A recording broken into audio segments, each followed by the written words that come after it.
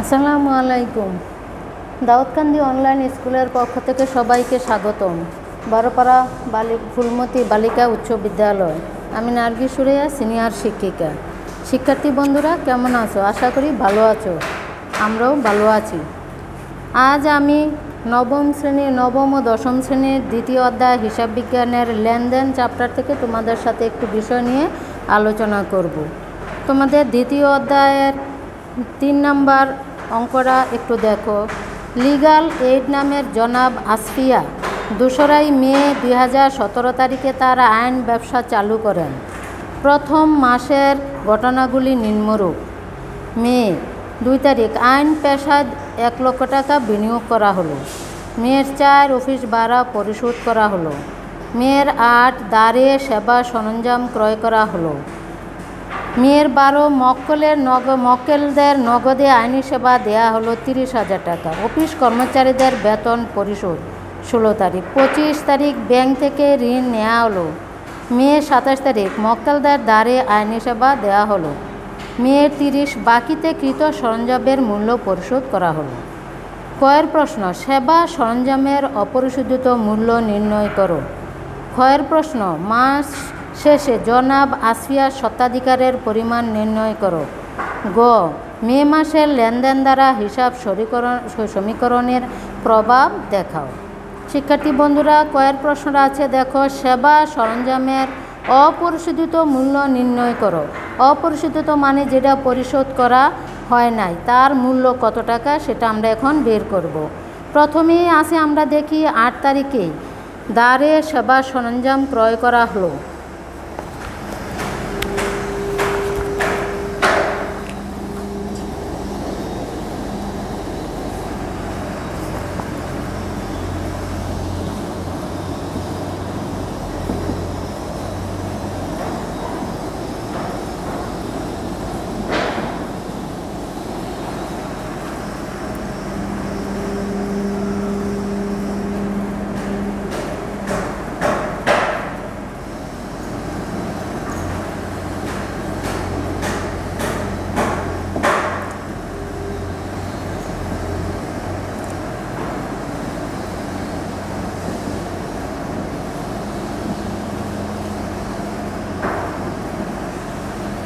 দ্বারে সেবা সরঞ্জাম ক্রয় করা হলো 40,000 টাকা।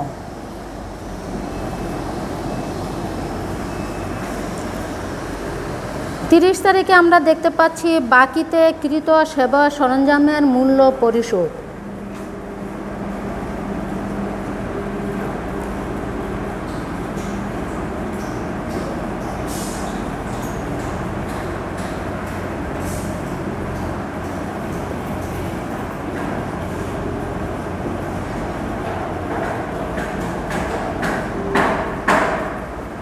$30,000 টাকা।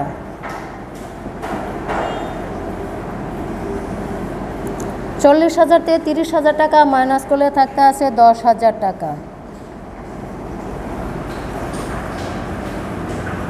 অপরিশোধিত মূল্য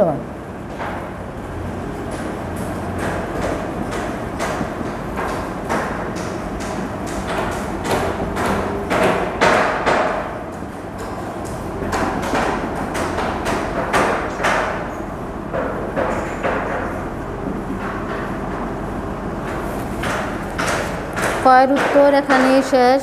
বাকিতে সেবা সরঞ্জামের মূল্য পরিশোধ। এবার আমরা যাচ্ছি ক্ষয়ের উত্তর। মাস শেষে জনাব আসফিয়ার স্বত্বাধিকারের পরিমাণ নির্ণয় করো।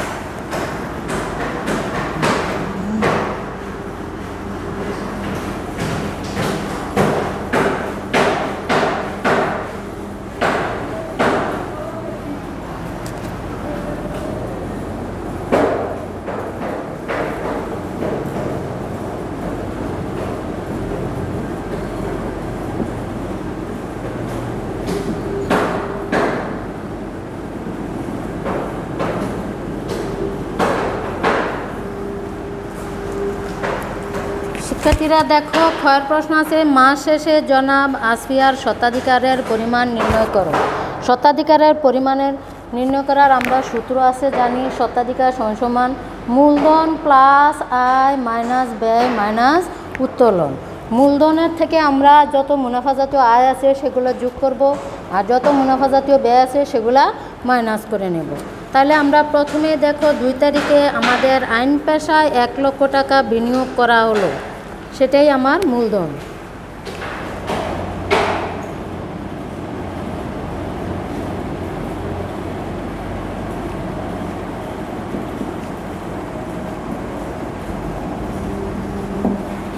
আইন পেশায় বিনিয়োগ 1 লক্ষ টাকা।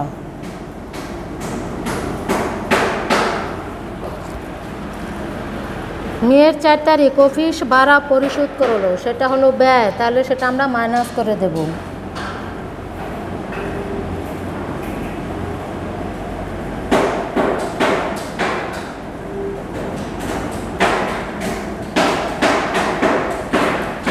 অফিস ভাড়া পরিশোধ 18,000 টাকা।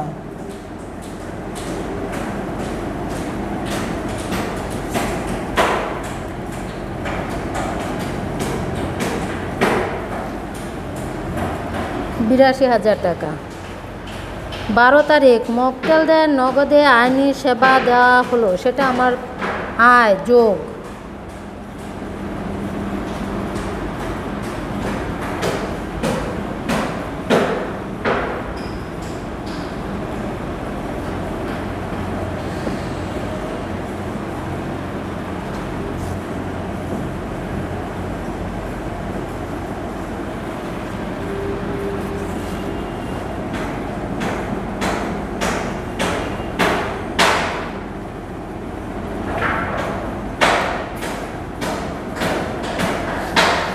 $1,12,000 টাকা।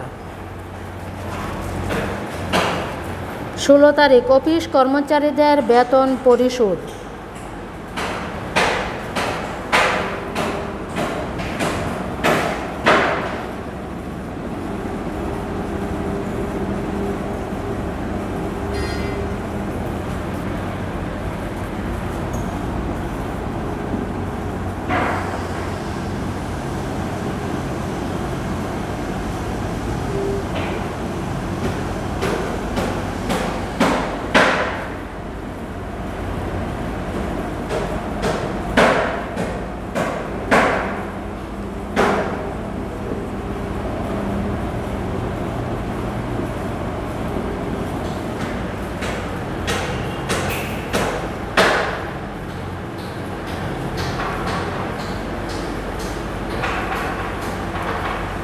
মেয়ের 27। মক্কেলদের দ্বারে আইনি সেবা দেয়া হলো, সেটা আয়।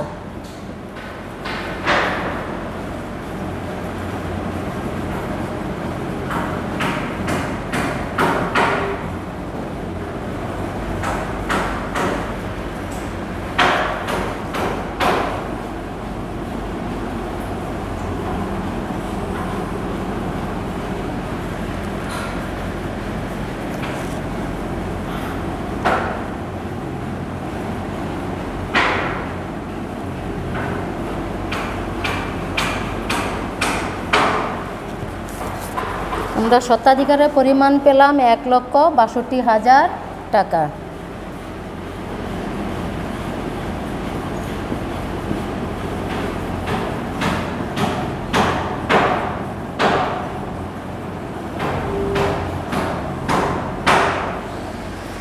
$1,62,000 টাকা। শিক্ষার্থী বন্ধুরা, আশা করি বুঝতে পেরেছো তোমরা। মূলধন স্বত্বাধিকারের সূত্র মূলধন প্লাস আয় মাইনাস ব্যয় মাইনাস উত্তোলন। এখানে যত মুনাফা জাতীয় আয় যোগ হবে, মুনাফা জাতীয় ব্যয় মাইনাস হবে, আর উত্তোলন থাকলে উত্তোলন মাইনাস হবে। এখানে কোনো মূলধন জাতীয় আয় ব্যয় মালিকানা সত্ত্বে আসে না। আশা করি তোমরা বুঝতে পেরেছো। এবার আমরা যাই গয়ের উত্তর।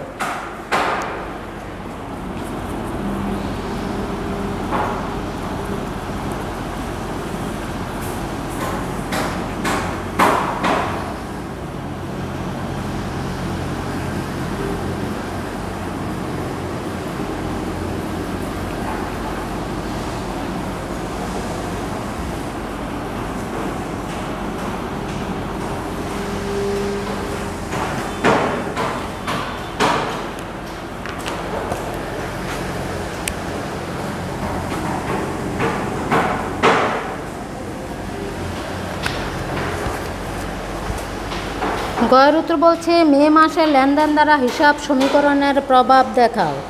যখন আমরা হিসাব সমীকরণের প্রভাব দেখাবো তখন আমরা আগে ডেবিট ক্রেডিট করতে হবে, তারপরে সেটা আমরা প্রভাব দেখাবো।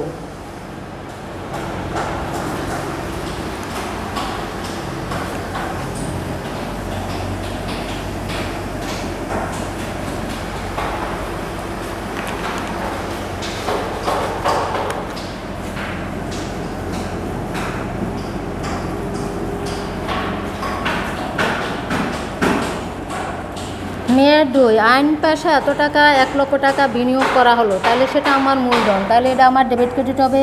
নগদান ডেবিট, ডেবিট মূলধন ক্রেডিট, ক্রেডিট। সেখানে নগদান আমার সম্পদ, মূলধন হলো আমার মালিকানা সত্ত্ব, তাহলে এখানে আমার এ বৃদ্ধি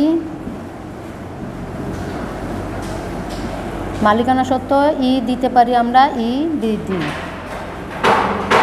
মেয়ের 4 ভাড়া পরিশোধ করা হলো, ভাড়া হিসাব ডেটর,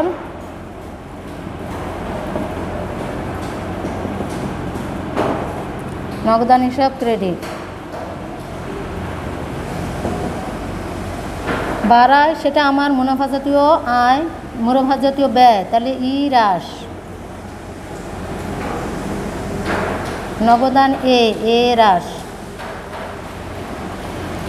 8 তারিখ দ্বারে সেবা সরঞ্জাম ক্রয়,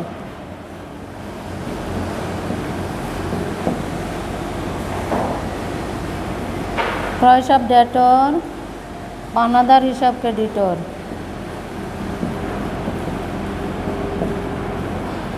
সেবা সরঞ্জাম এ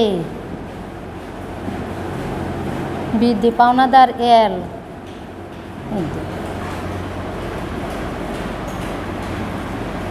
12 তারিখ মক্কেলের নগদে আইনি সেবা দেওয়া হলো, সেটা আয়, নগদান হিসাব ডেটর।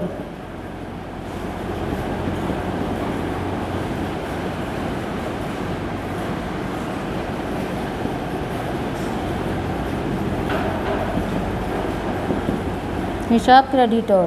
নগদান এখানে এ বৃদ্ধি আর সেবা আয় ই বৃদ্ধি।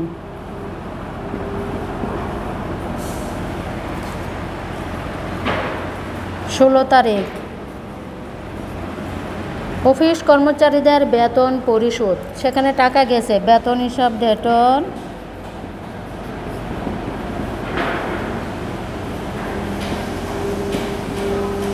নগদান হিসাব ক্রেডিটর। সেখানে বেতন বাবদ নগদ টাকা গেছে, তার জন্য ই হ্রাস, ই হ্রাস এ হ্রাস।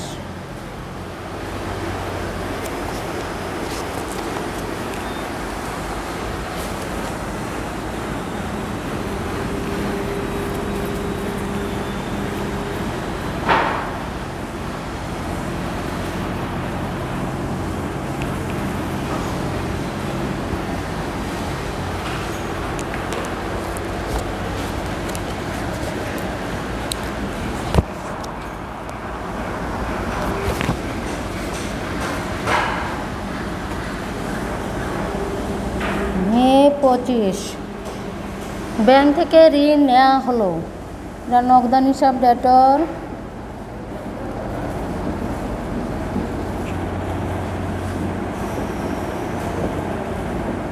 ব্যাংক ঋণ ক্রেডিটর,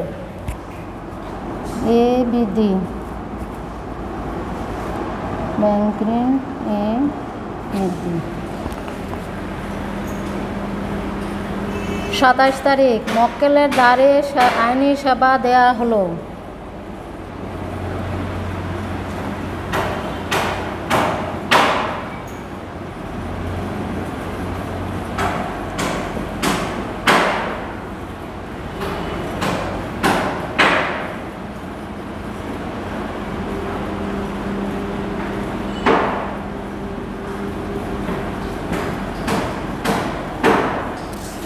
প্রাপ্য আয় ই বৃদ্ধি, পাওনাদার এল বৃদ্ধি।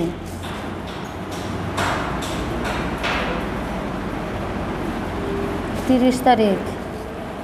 বাকিতে কৃত সরঞ্জামের মূল্য পরিশোধ করা হলো। সেখানে সরঞ্জামের মূল্য পরিশোধ করছে, টাকা চলে গেছে। এটা নগদান হিসাব ডেটর।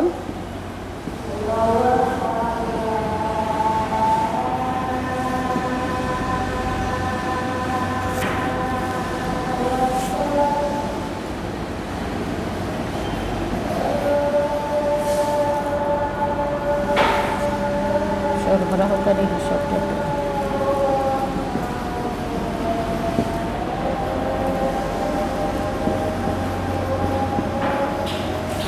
ক্রেডিটর এ রাস এল রাস। শিক্ষার্থী বন্ধুরা, আশা করি তোমরা সেটা বুঝতে পেরেছো। ডেবিট ক্রেডিট করে তোমরা সেটার প্রভাব দেখাবে। আগামী ক্লাসে আবার দেখা হবে। তোমরা ভালো থেকো। আল্লাহ।